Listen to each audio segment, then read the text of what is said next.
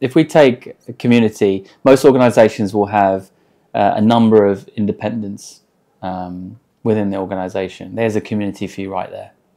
Are you connecting your independents within your organization together? And do your organization do that? They tend not to, right? So especially within divisions or within teams, yes. So if you've got a team and but across that, we all know that unfortunately a lot of organizations will work in silos, right? We'll have quite definitive structures and divisions. And so, there's not a lot of, community building across, especially if you're independent, you don't even know, who's over there. Across the floor, across the floor, whether they're an independent or if they're... It sounds like a relatively easy thing to implement. I think that's an easy starting point. Yeah. So just like how organizations will think about their permanent employee base as a community, and they'll do community building and initiatives and engagement, why are we not taking that easy step to create a community of all your contractors? They're all going through a similar experience.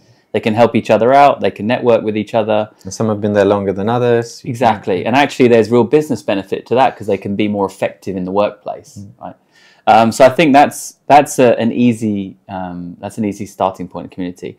I think the other thing is platforms can add a huge amount of value here.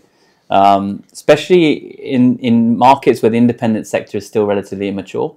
So people often there don't actually realize there is a big population around. They think they're sort of on their own.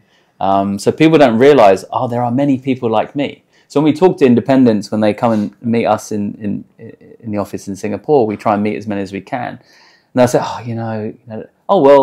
there's many, other independents here, and in your skill, and they'd love to meet up with you, So I think platforms have a real role to play in bringing their communities together and facilitating that, because I think a lot of the efforts around the facilitation. So most independents are really keen to network and build those relationships, but don't have the time to do it and don't know where to start.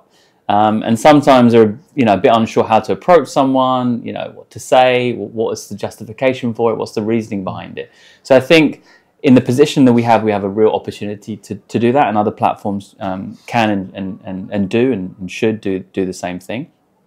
But I also do think that there is a importance for the individual to actively network and build your own community tribe, right? So thinking about, am I doing enough to build a community of people like me or people in similar skills? Whether they're permanent or independent, it's okay, but building your own little personal network of people that are there to support you.